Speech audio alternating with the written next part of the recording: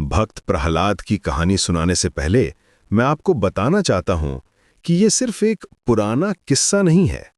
ये एक ऐसी गाथा है जो आज भी हमें सिखाती है कि सच्ची भक्ति और अटूट विश्वास कैसे असंभव को संभव बना देते हैं।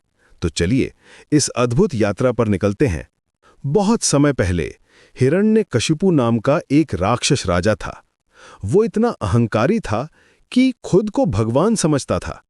उसने कठोर तपस्या करके ब्रह्मा जी से वरदान पाया था कि वो ना तो दिन में मर सकता है, ना रात में, न घर के अंदर, न बाहर, न किसी हथियार से, न किसी जानवर से।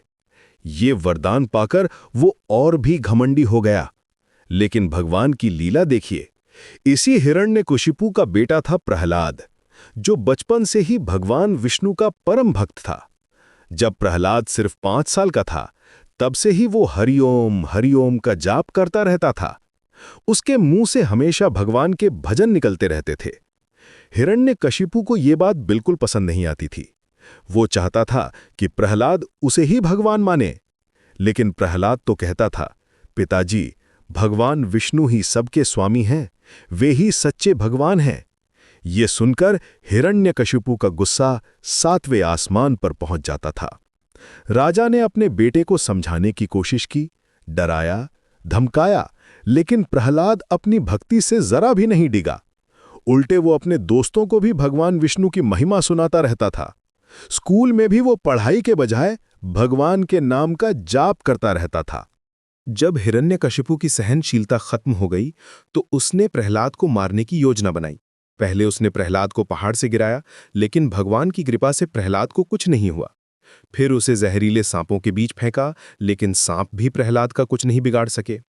हिरण्यकशिपु ने प्रहलाद को हाथियों के पैरों तले कुचलवाने की कोशिश की, लेकिन हाथी भी प्रहलाद के पास आकर शांत हो जाते थे।